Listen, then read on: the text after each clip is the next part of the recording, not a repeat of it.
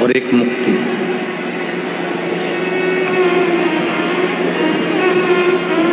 दो शब्द हैं। सीधे यदि मुक्ति को ढूंढोगे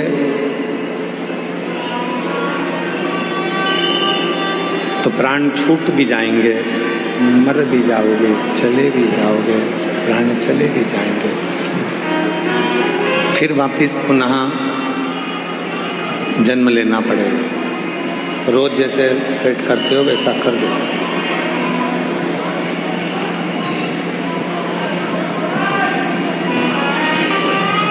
सीधे मुक्त होना, प्राण चले गए, शरीर चला गया, फिर वापिस जन्म लिया और जन्म लेकर फिर इस संसार सागर में आ गए।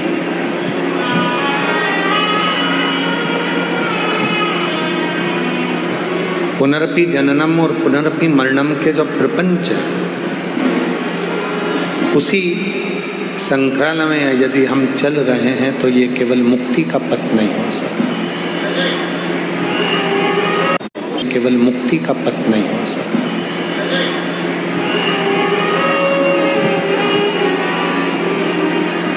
शिव महापुराण की कथा कहती है, जब व्यक्ति के जीवन में भक्ति बढ़ती है, भक्ति का प्रवेश होता है और वो भक्ति इतनी अविरल हो जाती है, इतनी अविरल हो जाती है, तो परमात्मा को तुम्हें वापस भेजना नहीं होता। परमात्मा आपको जब लेकर जाता है तो अपनी शरणागति में उसको रख लेता है, फिर वापस नहीं भेजता। बस भक्ति को बढ़ाना है, भक्ति को बढ़ाना। ये चल रहा है ये वाले, जितना भक्ति बढ़ेगी उतना सुख पाओ।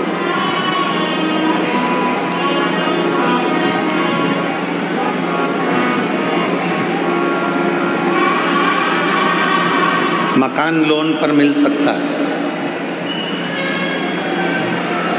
जमीन लोन पर मिल सकती है, गाड़ी लोन पर मिल सकती है,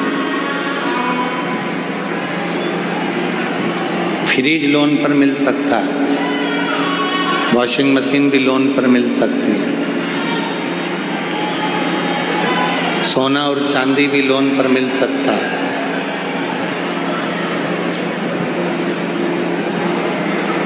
गाड़ी लोन पर मिल जाएगी, जमीन लोन पर मिल जाएगी, प्रॉपर्टी लोन पर मिल जाएगी, बंगला लोन पर मिल जाएगा, सब कुछ लोन पर मिल सकता है। पर एक भक्ति और दूसरी मुक्ति, ये कभी लोन पर नहीं मिलती।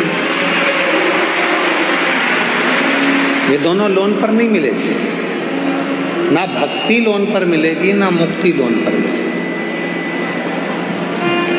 दोनों में लोन नहीं मिल सकता। अपने को खुद स्वयं के प्रबलता से, स्वयं के भाव से भक्ति को प्रकट करना।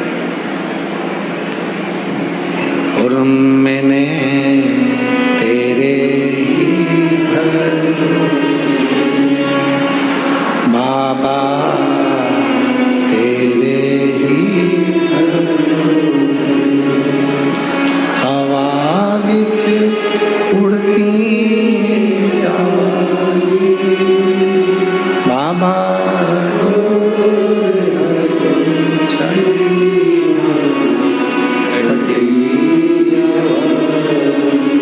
भोले मैं तेरी शंभू में तेरी हवा उड़ती जावांगी बाबा, तो छड़ी कटी। एक भक्ति दूसरी मुक्ति, ये कभी लोन पर नहीं मिलती, कभी लोन पर नहीं मिलेगी। आपको स्वयं धारण करना होगा, आपको स्वयं अपने भीतर उतारना होगा और इतनी शिव की भक्ति कर लो, इतनी शिव की भक्ति कर लो कि मुक्ति मांगना ही नहीं पड़े और परमात्मा मुक्त कर दे। इतनी भक्ति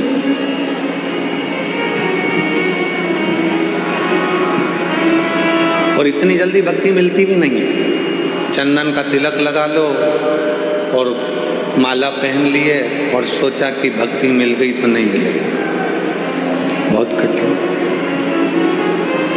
मंदिर में जाकर बैठ गए और सोचा कि भक्ति मिल गई, बहुत कठिन। तीर्थ में जाकर बैठ गए और सोचा कि भक्ति मिल गई, नहीं मिल सकती। गंगा यमुना के तट पर जाकर बैठ गए और सोचा कि भक्ति मिल जाएगी, नहीं मिल सकती, नहीं मिल, इतनी जल्दी नहीं मिल सकती। बहुत परीक्षा लेता है, बहुत, तब जाकर भक्ति प्राप्त होती है।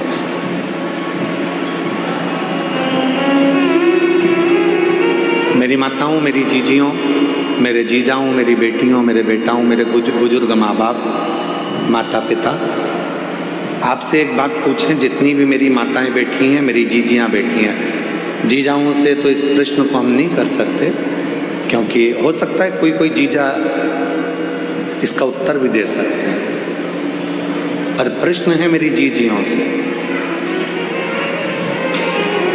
नमकीन घर में जब भी तुम तलते हो या नमकीन घर में बनाते हो तो उसको तेज आंच में बनाते हो।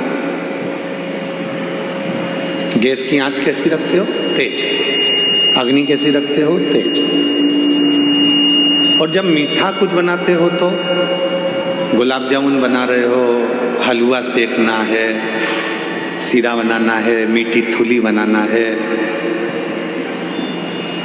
खीर बनाना है, कोई मीठी चीज, कोई पुआ बनाना है, गुजिया बनाना है, मीठा मक्खन पारा बनाना है, मक्खन बड़ा बनाना है, मैसूर पाक बनाना है, घेवर बनाना है, मीठा बनाना है।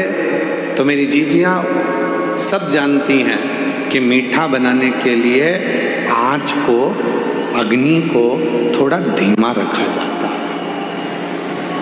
बोलो सही है कि गलत है? नमकीन बनाना है तो आँच को तेज करना पड़ेगा, और नमकीन बनाना है तो आँच को तेज कर तला निकाला। भजिया तेज आंच में, नमकीन तेज आंच में, पोहा तलना है तेज आंच में, चने की दाल तेज आंच में। जितना नमकीन बना रहे हो उसको तेज आंच में बनाना पड़ेगा। पर मीठा, गुलाब जामुन, मक्खन पाड़ा, मैसूर पाक, बेसन चक्की, हलवा, सीरा, खीर, जो भी बनाना है उसको धीमी आंच में बनाना पड़ेगा,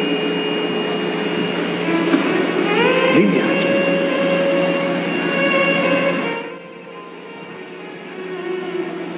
बस भक्ति भी वो मीठा है जिसको धीरे धीरे धीरे धीरे, जैसे आटे को सेको धीरे धीरे, सुगंध आने लगती है आटे के सिकने की, उसके बाद फिर वो हलवा तैयार हो जाता है, सीरा तैयार हो जाता है। गुलाब जामुन को भी धीमी आंच में सेके जाओ, उसमें स्वाद और कलर अपने आप बदल जाता है। गुजिये को धीमी आंच में सेके जाओ, उसका कलर और आनंद, सुगंध अपने आप आना चालू हो जाती है। उसी तरह अपने आप को मिठाई समझो और भक्ति के आनंदमय भावों में इसको सेकना प्रारंभ करो। धीरे धीरे धीरे धीरे जब भक्ति करते जाओगे तो इसका कलर भी चेंज होगा, स्वाद भी चेंज होगा और सुगंध भी चेंज होगा।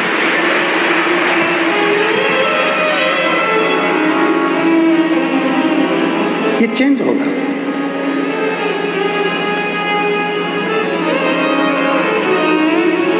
भक्ति वो मिठास है जो धीरे धीरे प्रवेश करती है।